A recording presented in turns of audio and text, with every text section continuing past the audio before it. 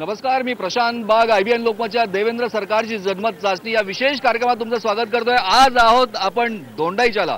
धुळे जिल्ह्यातलं दोंडाईचा हे गाव एक वेगळंच महत्त्व ठेवतं. आपण बघतोय की या कार्यक्रमाची उत्सुकता या सगळ्याच ठिकाणी इतकी आहे की या पंचक्रोशी मधले सगळे नागरिक सुद्धा या भागातले जमा झालेले आहेत.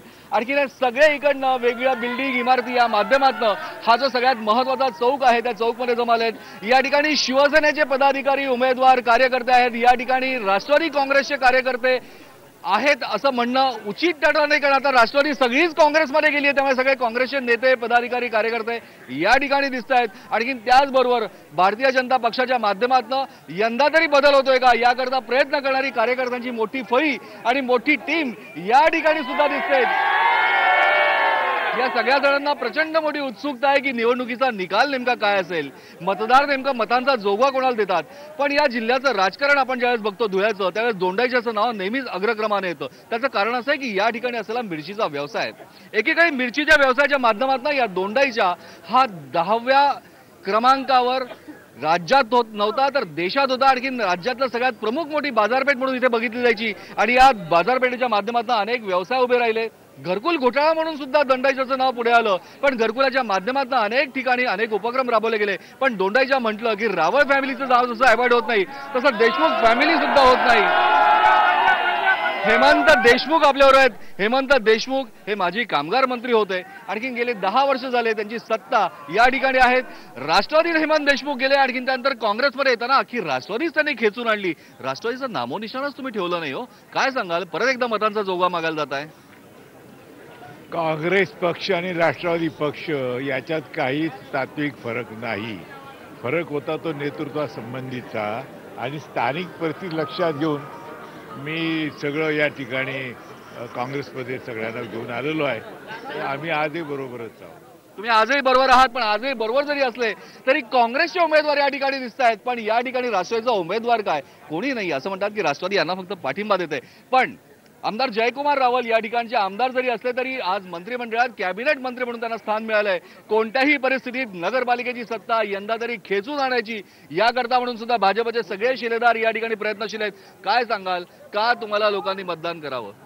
लोकांनी याच्यासाठी मतदान करावं, सत्ताधाऱ्यांनी 10 वर्षामध्ये जो काय दोंडाईचा भकास केलेला आहे त्याचं उदाहरण जर बघितलं आपण, या ठिकाणी रस्ता बघा, जे रस्त्याच्या माध्यमातून दोंडाईचा विकास थांबलेला आहे आणि तो विकास माननीय नामदार जयकुमार भाऊच्या माध्यमातून आणि भारतीय जनता पार्टीच्या माध्यमातून करायचा आहे, म्हणून या ठिकाणी निवडणूक लढतोय. यलगार करताय भाजपचे सगळे. पण असं जरी असलं तरी या सगळ्याच ठिकाणी आज राज्यामध्ये भारतीय जनता पक्ष आणि शिवसेना सत्तेत आहे. केंद्रात सुद्धा शिवसेनेचा पाठिंबा आहे. पण या ठिकाणी मात्र युतीची वेगळी चूल आपल्याला दिसते. पण शिवसेना आपली आक्रमक भूमिका ही तितकीच सगळ्यात महत्वाची असते. नगराध्यक्ष पदाचे दावेदार जरी असले तरी उपजिल्हा प्रमुख सुद्धा या ठिकाणी आहेत. काय सांगाल, काय शिवसेनेला लोकांनी मतदान करावं? गेल्या 10 वर्षापासून इथं राष्ट्रवादी आणि काँग्रेसची सत्ता आहे आणि गेल्या 12 वर्षापासून भारतीय जनता पक्षाचे या इथं आमदार आहेत. आणि असं असताना देखील या गावाचा कुठल्याही प्रकारचा विकास झालेला नाही. आतापर्यंत ह्या गावामध्ये आलटून पालटून देशमुख परिवाराची आणि रावल परिवाराची या गावावर सत्ता होती. आणि असं असताना देखील जर समजा कुठल्याही प्रकारचा विकास झालेला नाही आणि पुन्हा त्यांच्या हातात का सत्ता द्यावी? जर ती सत्ता शिवसेनेकडे आली तर निश्चितच आम्ही चांगल्या प्रकारे विकास करून दाखवू आणि या गावाचा चेहरा मोहरा बदलण्याची ताकद शिवसेनेमध्ये निश्चितच आहे. नक्कीच ताकद आहे. शिवसेना पूर्णपणे दाखवते इशारा की यंदा मात्र आम्ही सत्ता बदल करणार. दोंडाईच्या म्हणजे देशमुख घराणं किंवा रावल घराणं यांच्याच दावणीला बांधलेली आहे, थेट आरोप करता येते. हेमंत देशमुख आपल्याबरोबर आहेत. या ठिकाणचं सगळं राजकारण त्यांच्यावरती खेळलं. पण रवींद्र देशमुख त्यांचेच भाऊ आता नगराध्यक्षपदाचे उमेदवार आहेत. थेट आरोप केलाय शिवसेनेने तुमच्यावर की म्हणजे की दोंडाईच्या म्हटलं की देशमुख कुटुंबाची खासगी मालमत्ता आहे का? काय सांगाल? असं काहीच नाही. आमच्याकडे सगळ्या जातीचे उमेदवार होते, म्हणजे नगरसेवक होते, सगळ्या जातीचे, धर्माचे, पंथाचे होते आणि आम्ही सर्व दमभाव मानणारे आहोत. हा आरोप अत्यंत चुकीचा आहे. आमच्याकडे मुस्लिम आहेत, आमच्याकडे आदिवासी नगरसेवक आहेत, आमच्याकडे दलित समाजातील आहेत, सगळ्या समाजातील. म्हणजे थोडक्यात सगळे समाजाचे तुमच्याकडे आहेत. शिवसेना जो आरोप करते तो तुम्हाला अमान्य असं तुम्ही म्हणतात. आज तुम्ही इथे नगराध्यक्ष पदाचे उमेदवार आहात, पण विद्यमान नगराध्यक्ष तुमच्याच घरात आहे, तुमचीच मुलगी आहे जुई देशमुख. तुम्ही विद्यमान नगराध्यक्ष आहात. काय वाटतं तुम्हाला की यावेळेस तुमचा पत्ता तुमच्याच वडिलांनी कट केला? नाही, तसं काही नाहीये. प्रत्येकाला विकासाची संधी ही मिळालीच पाहिजे आणि म्हणून त्यांच्यानंतर हे मलाच सांभाळायचं आहे. आणि दुसरे आमचे सोबत संपूर्ण समाजाचे या ठिकाणी नगरसेवक आहेत. सगळ्यांचा आम्हाला पाठिंबा आहे आणि आम्ही गावात कामं केलेली. आम्ही ही निवडणूक फक्त आणि फक्त कामांच्या जोरावरच लढत आहोत. कामांच्या जोरावर लढताय, पण एखाद्याच्या घरामध्ये राजकारण कसं मुरलेलं असतं याचं उत्कृष्ट उदाहरण आपल्याला दिसतंय. या ठिकाणी आपण बघतोय की हेमंत देशमुख यांचं घराणं, रवींद्र देशमुख नगराध्यक्षपदाचे उमेदवार, पण विद्यमान नगराध्यक्ष त्यांची मुलगी ती थेट म्हणते की प्रत्येकाला विकास काम करण्याची संधी मिळाली पाहिजे आणि विकास काम करण्याची संधी वडिलांना देण्याचं काम एका मुलीने केलं. एक वेगळं उदाहरण दिसतंय. पण या सगळ्या विषयामध्ये आपण जर का महत्वाचं बघितलं गेलं तर शिवसेनेने थेट आरोप केलेला आहे की दोंडाईच्या म्हटलं की फक्त देशमुख घराण्यांच्या दावणीला बांधायचं का फक्त रावळ घराण्याच्या दावणीला बांधायचं का? काय सांगाल? शिवसेना थेट आरोप करते केंद्रात तुमच्याबरोबर आहे, राज्यात तुमच्याबरोबर आहे, पण या ठिकाणी त्यांनी थेट आरोप केलाय की दोंडाईच्या म्हटलं की देशमुखांची खासगी मालमत्ता आहे का, तसंच दोंडाईच्या म्हटलं की रावळांची खासगी मालमत्ता आहे का? गंभीर आरोप आहे. काय सांगाल? खाजगी मालमत्तेसंदर्भातला त्यांचा जो काही आरोप आहे तर त्यांनी जनतेला उत्तर दिलं पाहिजे. नगरपालिकेला खाजगी मालमत्ता म्हणून त्यांनीच वापर केला नगरपालिकेचा. आणि या निवडणुकीमध्ये देखील देशमुख गटाने देशमुख साहेबांच्या घराण्यातले एकूण 3 उमेदवार दिले. सभागृह नेते श्रीयुत विक्रम पाटील यांच्या घराण्यातले 2 उमेदवार दिले. पुन्हा त्यांच्याच संस्थेतले 3 उमेदवार दिले. असे एकूण 3 प्रभागातून त्यांनी 8 तर 9 उमेदवार त्यांच्या घरातले दिले. तर आता खाजगी मालमत्ता, नगरपालिकेची खाजगी मालमत्ता म्हणून कोण वापर करताय? जनतेसमोर आहे. आणि 10 वर्षाच्या काळामध्ये नगरपालिकेला खाजगी मालमत्ताच नव्हे तर भ्रष्टाचाराचा अड्डा देखील केला. भ्रष्टाचाराचा अड्डा देखील आहे. शिवसेनेला केलेला आरोप भाजपने हा खोडून काढलेला आहे. पण शिवसेनेने केलेला आरोप जरी खोडून काढला असला तरी देशमुख कुटुंबानं आपल्या घरामध्येच अनेक तिकीटं वाटली आहे. आणखीन सत्ता जी आहे ती एकाच ठिकाणी सगळी केंद्रित झालेली आहे, अशा प्रकारचं सगळं म्हणतात. पण या सगळ्याच ठिकाणी आपण बघतो की ज्यावेळेस दोंडाईचा आपण विचार करतो त्यावेळेस दोंडाईच्या मध्ये असाही एक वर्ग आहे की जो कोणत्या पक्षाचा नाही, ज्यांच्यावर कोणतं लेबल नाहीये. पण या नेमकं काय म्हणतात? आपल्याबरोबर पारक काका आहेत. 45 वर्षापासून तुम्ही व्यवसाय करताय, या क्षेत्रामध्ये तुमचं नाव आहे. असं कोणताच नेता नाही, पुढारी नाही की ज्याचं जे तुमचा मान करत नाहीये. काय सांगाल तुम्ही की कशा प्रकारे तुम्ही हे बघताय की एकमेकांवर आरोप प्रत्यारोप सगळे राजकीय पक्ष करताय, पण लोकांसाठी विकास कामांसाठी त्यांनी काही केलं पाहिजे की नाही? करायला पाहिजे, पण झालेलं नाही. विकास जसा पाहिजे तसा झालेला नाही. विकास करायला पाहिजे, पण एकमेकांनी एकमेकावर हे आरोप करायला नको पाहिजे. गावाचा विकास व्हायला पाहिजे. आमचं एकच मत, एकच म्हणणं त्यांचं की नेमका विकास झाला पाहिजे. आरोप करणं सगळ्यात सोपं असतं. एक लक्षात ठेवा की तोंड असेल तर आरोप केलेच जातात, पण नुसतं तोंड आहे म्हणून आरोप करायचं हे कितपत योग्य आहे? खाजगी मालमत्ता जो आहे हा शिवसेनेने आरोप केला देशमुखांवर, त्याच वेळेस त्यांनी आरोप केला तो भाजपवर सुद्धा, म्हणजे रावळांवर सुद्धा. पण त्याच वेळेस भाजपने उत्तर देताना मात्र स्पष्ट शब्दात सांगितलं की हेमंत देशमुख यांनी आपल्या घरामध्ये 1760 या ठिकाणी उमेदवार उभे केलेले आहेत. म्हणजे खाजगी मालमत्ता नगरपालिका असो किंवा इथलं सत्ता केंद्र असो, या सगळ्यांना तुम्हीच वाटलेली आहे. तुम्ही अत्यंत खंदे या तिथले यांचे समर्थक आहात. खरोखर देशमुखांनी खाजगी मालमत्ता करून टाकली का? तुमचंही तिकीट कट केलं का? अगदी नाही. सर्वसामान्य सर्व जाती धर्मांना सोबत घेऊन सर्वांना उमेदवारी दिलेली आहे. ज्या ज्या ठिकाणी त्यांनी समर्थपणे काम केलेले असेच उमेदवार दिलेले आहेत आणि ज्यांनी खूप काम आणि विकासामध्ये समाजामध्ये खूप मोठं प्रबोधन, समाजात चांगलं काम केलं आहे असेच उमेदवार, अतिशय शिक्षित ग्रॅज्युएट असे उमेदवार आम्ही दिलेले आहेत. नाही, ते तुम्ही मुद्द्यावर या. तुम्ही उमेदवार कसे दिले याचं कौतुक करू नका. उमेदवार चांगले येणं, आणखीन चांगल्यांना निवडून देणं हे युवक सगळ्यात जास्त ठरवणार आहेत एवढं निश्चित आहे. 45,000 या ठिकाणी मतदान आहे. युवकांचं मतदान सगळ्यात मोठं जास्त आहे. मुद्दा हा आहे की खरोखर देशमुखांच्या घरातल्या अनेकांना उमेदवारी वाटली आहे का? असं काही नाहीये. जे लायक उमेदवार आहेत तसं दिलेलं केलेला आरोप हा खोटा आहे. लायक उमेदवार मग तो देशमुखांच्या घरातला का असेना, पण त्याला उमेदवारी देण्याचं एक काम केलंय. बरेच समर्थक या ठिकाणी गोळा झालेले आहेत. काय सांगाल? मी रिपब्लिकन पार्टी ऑफ इंडियाचा कार्यकर्ता आहे, पण विकासासाठी नानासाहेबांसोबत आहे. नानासाहेबांनी जे दोंडाच्या शहरात विकास केला, यांच्याशी बोलताना एक सगळ्यात महत्वाची गोष्ट जाणवते की हे रिपब्लिकन पक्षाचे कार्यकर्ते मोठ्या ताठमानेने सांगताय, पण यांच्या गळ्यामध्ये मात्र काँग्रेसचा पटका दिसतोय. रामदास आठवले यांना मानणारा गट सुद्धा काँग्रेस बरोबर दिसतोय. सगळ्यात महत्वाची दुसरी गोष्ट जर का आपण बघतोय राजकारण नेमकं कसं फिरतं हेही आपल्याला दिसतंय. राजकारण नेमकं कसं फिरतं हे सुद्धा आपल्याला दिसतंय. राष्ट्रवादीची सत्ता या ठिकाणी होती. राष्ट्रवादीच्या माध्यमातून खऱ्या अर्थानं दोंडाईच्याला एक राजकारण सुद्धा एक नवीन दिशा मिळाली होती. पण या दोंडाईच्यामध्ये राष्ट्रवादीचा एक उमेदवार नाही. राष्ट्रवादी पूर्ण नामशेष करून टाकली आहे. कारण राष्ट्रवादी सगळे हेमंत देशमुख यांच्याबरोबर या ठिकाणी काँग्रेसमध्ये प्रवेश केली झाली आहे. म्हणजे इथे पक्ष महत्वाचा नाही तर व्यक्ती महत्वाची असं दिसतंय. व्यक्तिनिष्ठित राजकारण इथे केलं जात आहे. म्हणून मनसे यांच्याबरोबर जॉईन झाली का? विकासासोबत आम्ही असल्याने 10 वर्षापासून मी मनसेचा नगरसेवक आहे. पहिल्यांदाही होतो, मागच्या वेळेस माझी मिसेस होती, आताही मी माझ्या मिसेसलाच उमेदवारी दिलेली आहे. नानासाहेबांनी आम्हाला मनसेची ताकद किती हो या ठिकाणी? ती ताकद जनता दाखवेल. ती ताकद जनता दाखवेल. मनसे काँग्रेस सोबत आहेत. इथे 24 जागा आहेत. जर का आपण बघितलं तर 12 या ठिकाणी प्रभाग आहे, 24 जागा आहेत. आणखी 24 मधली एकच जागा फक्त मनसेला दिली आहे. मग कशा प्रकारे ताकद दाखवण्याचा हा प्रयत्न आहे? ही फक्त एक उत्कृष्ट राजकीय खेळी आपल्याला नक्की म्हणता येईल की राष्ट्रवादीला नामशेष करायचं, काँग्रेसमध्ये घ्यायचं, मनसेची ताकद नेस्तनाबूत करायची आणि एकच जागा त्यांना द्यायची. अशा प्रकारचे आरोप सुद्धा आजकाल विरोधकांनी करायला सुरुवात केले. पण सगळ्यात महत्वाचं आहे की मतांचा जोगवा हा मतदारांकडे मागायचा असतो. निवडणूक आली की मतदारांना भावनिक साथ हे सगळे नेते घालतात. पण खरोखर मतदारांच्या मताची यांना कदर आहे का? नगराध्यक्ष पदासाठी जे उमेदवार या ठिकाणी आहेत ते नेमकं कोणत्या प्रकारे या मतदारांना दिलासा देणार आहे ते सुद्धा आपण पाहणार आहोत. जयकुमार रावल मंत्री आहेत या भागातले. त्यांची आई या ठिकाणी भाजपची उमेदवार आहे नगराध्यक्ष पदाची. पण त्यांना बोलवून सुद्धा अजूनपर्यंत ते इथे आले नाही. पण त्यांचे खंदे शिलेदार कार्यकर्ते दिसत आहेत. का जयकुमार रावल येत नाहीये? का नगराध्यक्ष पदाचे उमेदवार असलेल्या त्यांच्या आई इथे पर्यंत येत नाहीये किंवा का आले नाहीये? याचं उत्तर अजून तरी मिळालं नाहीये. आपण त्यांची वाट बघणार आहोत. पण या सगळ्या प्रश्नांची उत्तरं या उमेदवारांकडून आपण घेणार आहोत जनतेसाठी. आपण पाहत आहात देवेंद्र सरकारची जनमत चाचणी हा विशेष निवडणूक कार्यक्रम दोंडाईच्या नगर परिषद निवडणूक. ब्रेक नंतर आपण या सगळ्यांकडून त्या प्रश्नांची उत्तरं घेणार आहोत.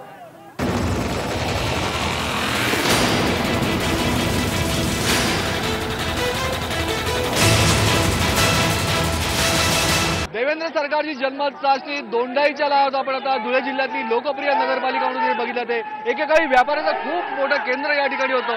आणि या केंद्राच्या माध्यमातून आपण बघतोय की कशा प्रकारे इथे गर्दी आहे. नगरपालिका निवडणुकीचा खूप मोठा उत्साह या ठिकाणी दिसतोय.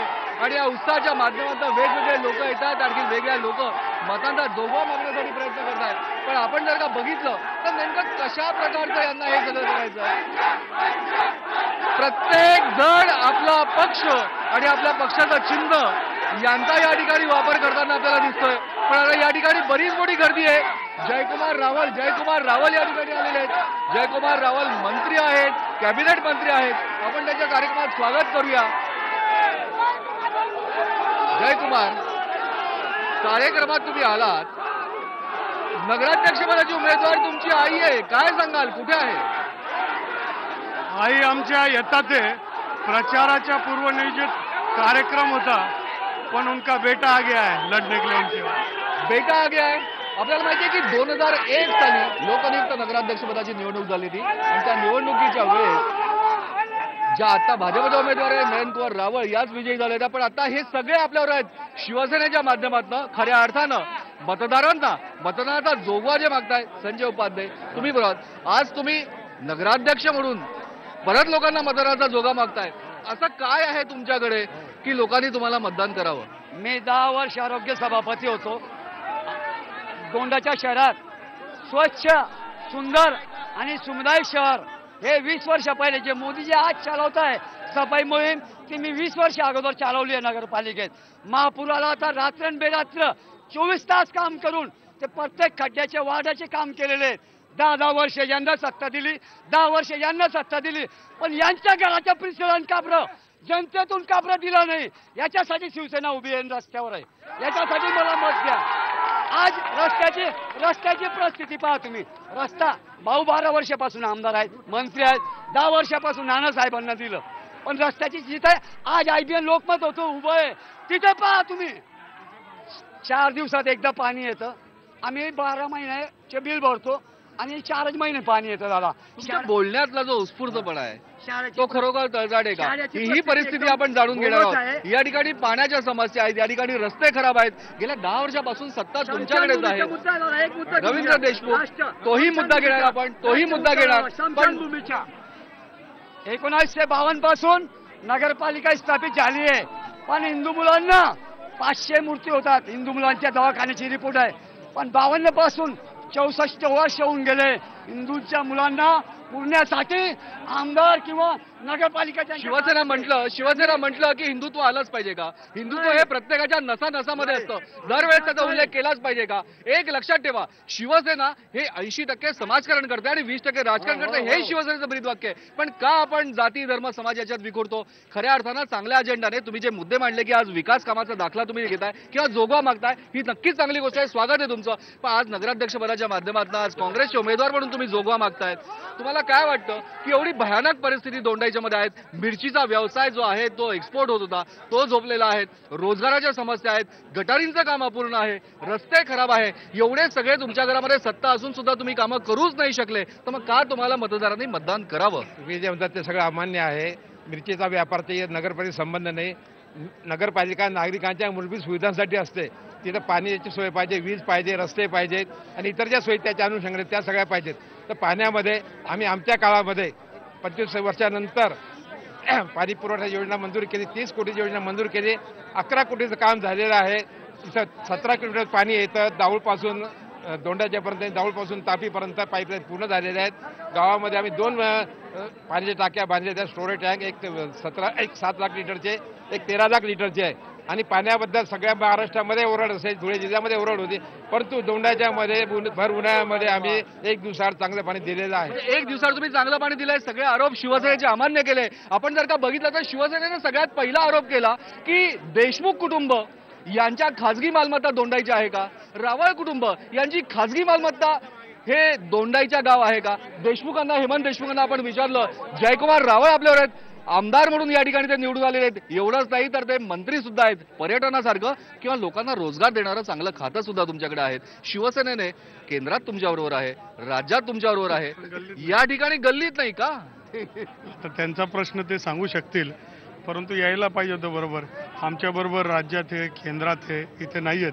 हा त्यांचा व्यक्तिगत प्रश्न आहे. परंतु गाव आमचं आहे आणि गावाच्या विकासासाठी काम करणं आमचं सातत्याने प्रयत्न आहे आणि म्हणून त्याच्यासाठी आम्ही सातत्याने प्रयत्न करतो. विकासाचे निधी आणतो. एवढं मोठं मंत्रिपद मिळालंय, त्या माध्यमातून माझ्या गावाचं काम मला करता यावं. नाही, बरोबर आहे. गावाचं काम तुम्हाला करता याकरता तुम्ही अनेक निधी आणले, केंद्राचे आणले, राज्याचे आणले. पण हे सगळं जरी असलं तरी रावळ कुटुंबाची खासगी मालमत्ता हे दोंडाईच्या गाव आहे का? हा जो आरोप शिवसेनेने केलाय, काय सांगाल?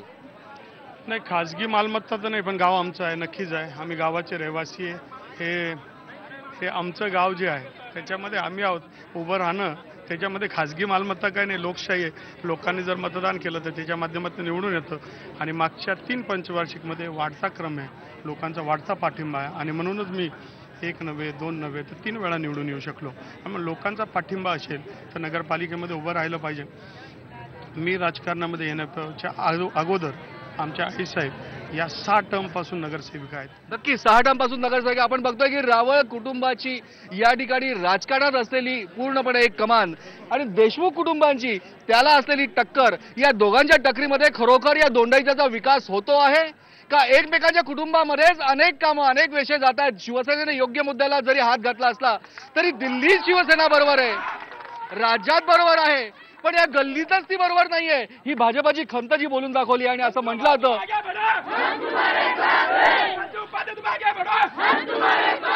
एकमेकांच्या बद्दलचे आरोप करत असताना आपण बघतोय की तुम्ही ज्यावेळेस सगळे घोषणा देताय, आगे बढो म्हणताय, पण खरोखर घोषणेच्या पलीकडे जाऊन शिवसेना खरोखर काम करणार का फक्त घोषणेचं वातावरण करणार? काय सांगाल? नक्की या ठिकाणी शिवसेना अत्याचार आणि भ्रष्टाचार या ठिकाणचा घालवायचा आहे दोंडाईचा, देशमुख परिवार, रावळ परिवाराचा. म्हणून या ठिकाणी शिवसेना खंबीरपणे उभी आहे, लढते आणि नक्कीच शिवसेनेची सत्ता या ठिकाणी बसल्याशिवाय राहणार नाही. शिवसेनेची सत्ता बसल्याशिवाय राहणार नाही. त्यांना अत्याचार घालवायचा आहे, थेट आरोप करताय यांच्यावर.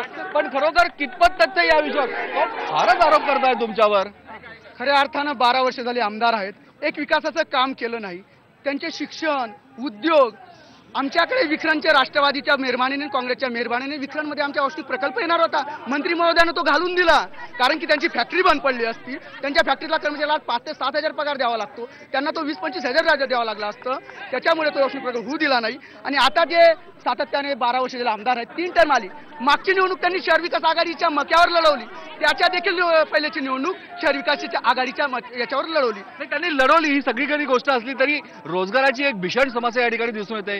गेल्या 10 वर्षापासून हे सत्ता कारण तुमच्यावरती फिरत होतं. आज जयकुमार रावळ जरी मंत्री असले तरी मंत्री म्हणून तुम्ही सुद्धा केलेलं काम हे नक्कीच सगळ्यांना माहिती आहे. मग ही रोजगाराची समस्या का तुम्ही सोडवू शकले नाही?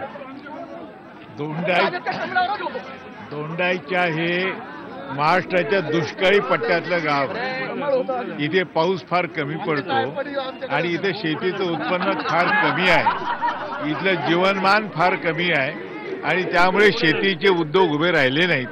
या ठिकाणी पूर्वीपासून राऊळ कुटुंब आहे, त्यांनी पण इंडस्ट्रीज काही कधी पाहिलेल्या नाही आहेत. आम्ही या ठिकाणी आता आमच्या प्रयत्नानं फार मोठा अशा प्रकारचा औष्णिक प्रकल्प येत होता. 33,000 किलोवॅटचा महाराष्ट्राचा मेगावॅटचा महाराष्ट्रात सगळ्यात मोठा प्रकल्प आला असता. त्या गावाला खूप अशा प्रकारची औद्योगिक प्रगती झाली असती. पण यांच्या सरकारने जयकुमार रावळ यांनी तो प्रकल्प हाणून पाडला, थेट आरोप करताय. पण मला एक सांगा की हेमंत देशमुख हे सुद्धा मंत्री होते. रोजगाराची भीषण समस्या या ठिकाणी आहेत. वीज निर्मिती प्रकल्प जो इथे येणार होता तो सुद्धा हाणून पाडलाय. काय सांगाल? गंभीर आरोप करताय. तुम्ही रोजगार हमी योजनेचे मंत्री सुद्धा आहात. कशा प्रकारे तुम्ही रोजगार उपलब्ध करणार आहात? आणखी त्याचबरोबर की खरोखर हा वीज निर्मिती प्रकल्प तुम्ही हाणून पाडला का? असं वाटतं की थोडा अभ्यास आपल्यालाही, आपण सिनियर पत्रकार आहात. रोजगार साठी सातत्याने मागच्या 40 वर्षापासून आमच्या परिवाराने उद्योग इथे सुरू केलेत. अनेक प्रकल्प आम्ही आमच्या गावामध्ये आणले, शैक्षणिक संस्था आणल्या आणि या सगळ्या परिस्थितीमध्ये नवीन काय यावं, आता आमचं सरकार आलं. सरकारच्या माध्यमातून 3 महिन्यापूर्वी मी मंत्री झालो. समृद्ध महाराष्ट्र जनकल्याण योजना ही ग्रामीण भागाची योजना ही आम्ही सुरू केली. आपण थेट एकदा मुद्द्यावर येऊया की वीज निर्मिती प्रकल्पाचं नेमकं गौड बंगाल काय आहे? तो आहे, रहित झाला, येणार, सुरू होणार का काय? वीज निर्मिती प्रकल्प हा राष्ट्रवादीच्या काळामध्ये सुरू झाला होता आणि भाजप शिवसेना सरकारचं मान्य आहे की महाराष्ट्रामध्ये जर उद्योग यायचे असतील तर स्वस्त वीज मिळाली पाहिजे. आणि म्हणून कोळशाच्या खाणी विदर्भातल्या आणि प्रकल्प इथे आणि वीज जाईल पुण्याला, असं होऊ शकणार नाही. असं होऊ शकणार नाही म्हणजे एकंदरीत त्रांगडं आहे की सगळंच की वीज आवश्यक आहे, प्रत्येकाला वीज निर्मिती प्रकल्प सुद्धा आवश्यक आहे, पण रोजगाराची समस्याही भीषण आहेत. हेमंत देशमुख असो का जयकुमार रावळ, या दोंडाईच्या मधले सगळे 2 प्रमुख शक्तीस्थळ हे सातत्याने दावे करतायत, वादे करतायत आणि आपण नक्कीच लोकांना रोजगार देण्याची संधी देतोय. पण शिवसेना आरोप आणि मुद्दा योग्य मांडतोय. पण या नेत्यांकडे पुन्हा एकदा आपण जाणार आहोत आणि खऱ्या अर्थाने मतदारांना ते कशा प्रकारे दिलासा देणार आहेत की मतदारांना भावनिक आवाहन करायचं आणि खरोखर ती भावना किंवा त्याचं आव्हान फक्त निवडणुकीपुरतं मर्यादित ठेवायचं का, हेही आपण जाणून घेणार आहोत की नेमकं इतर पक्षांची काय स्थिती आहे. हा सुद्धा आपल्याला महत्त्वाचा मुद्दा आहे. आता घेऊया एक ब्रेक आणि ब्रेक नंतर पुन्हा एकदा या सगळ्यांशी आपण संवाद साधणार आहोत. ब्रेक नंतर पुन्हा एकदा सांगत आपण आहोत देवेंद्र सरकारची जनमत चाचणी. दोंडाईच्या नगरपालिकेचं नेमकं राजकीय गणित काय असेल, दोंडाईच्याचं या नगरपालिकेच्या माध्यमातून भविष्य कोणतं असेल तेही आपण बघणार आहोत. हीच आहेत ती सगळी प्रमुख मंडळी. आपण बघतोय की हेमंत देशमुख राष्ट्रवादीच्या माध्यमातून त्यांनी या ठिकाणी सत्ता पालट केली आणि राष्ट्रवादीला एका फटक्यात काँग्रेसमध्ये घेऊन आले. राष्ट्रवादी नामशेष केली आणि काँग्रेसच्या माध्यमातून जोगवा मागतायत. खऱ्या अर्थानं किंग मेकर म्हटलं जातं यांना. पण जयकुमार रावळ यांच्या माध्यमातून रावळ परिवारानं ज्या ताकदीनं आजपर्यंत या दोंडाईच्याशी आपली नाळ जोडून ठेवलेली आहे आणि खऱ्या अर्थानं दोंडाईच्याला राज्यात नाही तर केंद्रात सगळीकडे पोहोचवण्याचा प्रयत्न करत आहे. त्याचाच म्हणून आज कॅबिनेट मंत्रीपद त्यांच्याकडे आहेत. हेमंत देशमुख हे माजी मंत्री आहेत. हे दोघंही जण या दोंडाईच्याची शक्तीस्थळ मानली जातात. शिवसेनेने सातत्यानं तुम्हाला नेहमी कात्रीत पकडण्याचा प्रयत्न केला, अनेक गंभीर मुद्द्यांना त्यांनी हात लावला, आरोपही केले. पण काय सांगाल, आज तुम्हाला खरं प्रामाणिकपणे तुम्ही दोघं खांद्याला खांदा लावून जे उभे आहात ते बरं वाटतंय तुम्हाला बघायला? कसं वाटतंय आज जयकुमार रावळ यांना सोबत घेऊन आमच्याशी बोलताना जनतेसाठी? नाही, आम्हाला नेहमीच आनंद वाटला. आमच्या गावात कोणीच, आम्ही राजकीय विरोध असेल पण व्यक्तिगत काही शत्रुता आमचं कोणाचं नाही आहे आणि त्यामुळे आम्हाला त्यांच्याबरोबर उभं राहताना काम करताना आनंदच आहे. आम्हाला काही अडचण नाही. ते लोकांचे प्रतिनिधी आहेत आणि म्हणून त्यांच्याबरोबर उभं राहून बोलताना काम करताना आम्हाला वाईट वाटायचं काहीच कारण नाही. नक्कीच काहीच कारण नाहीये. जयकुमार खूप चांगला दिलासा देणारा वक्तव्य हेमंतजी करतायत की आम्ही बरोबर होतो, बरोबर आहो आणि बरोबरच राहू. मग एवढा जर का ते दावा करतायत, एवढा जर का ते दिलासा देत आहेत, मग निवडणुकीच्या निमित्तानं राजकारण का? निवडणुकीच्या निमित्ताने राजकारण होत असतं, कारण शेवटी वैचारिक ही लढा असतो, व्यक्तिगत लढा नाही. आणि विकासासाठी आमच्या गावामध्ये आम्ही सातत्याने आपली भूमिका मांडत असतो, जनतेकडे देत असतो. आणि लोकशाहीमध्ये दोघी शक्तीस्थळं जिवंत असले पाहिजे, विरोधक आणि सत्ता आहे, त्यावेळेस लोकशाहीचं गाडं चालू शकेल. आणि म्हणून हा व्यक्तिगत विरोध नसून जनतेचा विचारांचा विरोध आहे. राजकारणामध्ये तुम्ही परिपक्व आहात, अनुभवाने वयाने सगळ्यांनीच, पण त्या मानाने मात्र वयाने हे अत्यंत कमी आहेत. पण त्यांची राजकीय परिपक्वता सहजपणे त्यांच्या बोलण्यात सुद्धा जाणवते, कारण ते म्हणतायत की निवडणुकीपुरता हा विषय असतो, पण सगळ्यात महत्त्वाचं म्हणजे लोकांना दिलासा देण्यासाठी आपण एक असणं महत्त्वाचं आहे. म्हणूनच का ते कॅबिनेट मंत्री झालेत? मला एक सांगा, अत्यंत महत्त्वाच्या मुद्द्यांना आपण हात लावतोय. खूप नागरी समस्या आहेत. झोपडपट्टी पुनर्वसन हा प्रकल्प आहे. आज तुम्हाला दोघांना एकाच वेळेस मी एवढ्यासाठीच घेतोय की घरकुल घोटाळा हा दोंडाईच्याचा नेहमीच वादग्रस्त राहिला. काय सांगाल? दोंडाईच्यामध्ये घरकुल घोटाळा नावाची गोष्ट नाही. या गावातल्या 53% मागासवर्गीय झोपडपट्टीतल्या आणि रस्त्यावर राहणाऱ्या लोकांना घरं देण्याची आवश्यकता होती. 2007-8 साली केंद्र सरकारच्या एकात्मिक गृहनिर्माण योजनेतून आम्ही आतापर्यंत 3646 घरं बांधलेली आहेत. महाराष्ट्रामध्ये योजना प्रथम क्रमांकाची आहे. तिच्या अनेक वेळेला चौकशी झाली आहे. कॅगचं 2 वेळेला त्या ठिकाणी ऑडिट झालंय. केंद्र शासनाच्या गृहनिर्माण खात्यानं तिचे 3 वेळा. तरीही तुमच्यावर आरोप का होतो? आरोप तर काय, आरोप तर बदनामी करण्याकरता निवडणुकीच्या निमित्तानं करावेच लागतात. निवडणुकीच्या निमित्तानं बदनामी करण्याकरता आरोप करावे लागतात. खरोखर घरकुल या प्रकरणामध्ये चांगला आहे का घोटाळा आहे? घरकुल जे होते ते झोपडपट्टी पुनर्वसन होते, आणि जिथे झोपडी आहे तिथे घर बनवणं गरजेचं होतं. आज आमच्या दोंडाईच्यामध्ये 5-5 किलोमीटरच्या अंतरावर घरं बनवले, निकृष्ट दर्जाचे बनवले, आणि 25-25 हजार रुपये हे त्यांच्याकडनं जमवण्यात आले. कुठल्या प्रकारची पावती दिली नाही. आज 80% घरं हे नावावर नाही, म्हणजे लाभार्थी तिथे राहतात ते 5-5, 7-7 वर्षापासून, पण नावावर नाही. 25-25 हजार त्यांच्याकडनं घेण्यात आले, त्याची पावती नाही. आणि मग या प्रकार कसं घेतला? आणि त्याचबरोबर दोंडाईच्या हद्दीच्या पलीकडे 4 वेगळ्या ठिकाणी, 5 वेगळ्या ठिकाणी अंतरावर, काही किलोमीटरच्या अंतरावर हे गोरगरिबांचे घरं घेतले. येणं जाणं यांना खूप अडचणीचं आहे. 100-200 रुपये कमवणारे हे मजूर जर 100 रुपयाच्या रिक्षाच्या भाड्याला देतील तर मुश्किल काम आहे. आणि म्हणून अनेक अडचणी त्या लोकांना आहे. त्या लोकांच्या तक्रारी होती, आम्ही त्यांच्याकडे. पण त्या लोकांच्या तक्रारी तुम्ही नक्कीच निवारित करणार, पण कशा प्रकारे तुम्ही लोकांना दिलासा देणार? कारण युवक या उमेदवारीचं, या निवडणुकीचं भविष्य ठरवणार आहे. खरोखर जी सत्ता खेचायची दरवेळेस तुम्ही प्रयत्न केला, यंदा तुम्ही कोणत्या मुद्द्यांवरील सत्ता खेचण्याचा दावा करताय? केंद्रामध्ये परिवर्तन झालंय, राज्यामध्ये परिवर्तन झालंय, आणि गल्लीमध्ये देखील परिवर्तन झालं पाहिजे. मागच्या काळामध्ये जो तुम्ही आता आपण ज्या उभं त्या रोडवर बघितलं, तर दोंडाईच्यातला मुख्य रोड, याची परिस्थिती किती खराब. आणि मग मूलभूत सुविधा, 2 वेळ प्यायला पाणी, किमान 1 वेळा स्वच्छ पाणी मिळालं पाहिजे, अंडरग्राऊंड गटरी असले पाहिजे, रस्ते असले पाहिजे. या मूलभूत सुविधा सुद्धा 10 वर्षात होऊ शकली नाही, ही दुःखाची बाब आहे. आणि म्हणून राजकीय मुरब्बीपणा तुमच्या कृतीतनं यापूर्वी दिसलाय. धुळ्याच्या महापौर पदाची निवडणूक अजूनही कोणी विसरले नाहीयेत. आज काँग्रेस, भाजप पूर्ण ताकदीने दावा करतंय की आम्ही कशा प्रकारे लोकांना दिलासा देणार आहोत. शिवसेना म्हणून तुम्हाला काय वाटतंय की तुम्ही योग्य म्हणून तिसरा पर्याय असाल का? नंतर निवडणुकीनंतर पुन्हा भाजपला मतं मिळाली की तुमचेही उमेदवार त्यांच्यावर मिळून परत सत्तेत याल? 100% आमच्या शिवसेनेच्या माध्यमातून आम्ही चांगले उमेदवार दिलेले आहेत, आणि शिवसेनेच्या माध्यमातून जे कोणी उमेदवार दिले ते सर्वसामान्य उमेदवार दिलेले आहेत. आणि सर्वसामान्य उमेदवार दिल्यानंतर त्यांचं सगळ्यांच्या लोकांमध्ये, जनमानसामध्ये सेवा करतायत, आणि सेवेच्या माध्यमातून ते 100% निवडून येतील. आणि भविष्यकाळामध्ये या शहराचा चेहरा मोहरा बदलतील दावा करतायत, थेट दावा करताय. एक लक्षात घेतलं पाहिजे की आपण या सगळ्या विषयात की दोंडाईच्याचं राजकारण चांगलंच जोर पकडताय. त्याचं कारण असं आहे की या ठिकाणी आहेत 12 प्रभाग, 24 जागा आणि 73 उमेदवार, पण थेट नगराध्यक्ष पदासाठी 5 उमेदवार आहेत. पण प्रमुख लढत मानली जाते ती काँग्रेस आणि भाजप यांच्यामध्येच. पण शिवसेनेने मात्र वेगवेगळ्या प्रकारचे आरोप करून किंवा वेगवेगळ्या प्रकारची रणधुमाळी ओढून या निवडणुकीमध्ये खऱ्या अर्थानं रंगत आणली आहे. पण मतदार राजा नेमकं काय करणार हे गुपित मतपेटीतच बंद होणार. 45,000 मतदान या पूर्ण दोंडाईच्या मध्ये आहेत. देवेंद्र सरकारची जनमत चाचणी हा आपण कार्यक्रम करत असताना या ठिकाणी ज्यावेळेस जातो, आणखी त्यावेळेस युवकांचे प्रश्न, युवकांच्या समस्या या सगळ्यात महत्वाच्या वाटतात. आज युवकांना या ठिकाणी रोजगार नाहीये, या ठिकाणी मिरचीच्या माध्यमातून जो व्यवसाय झाला पाहिजे तो दिसत नाहीये.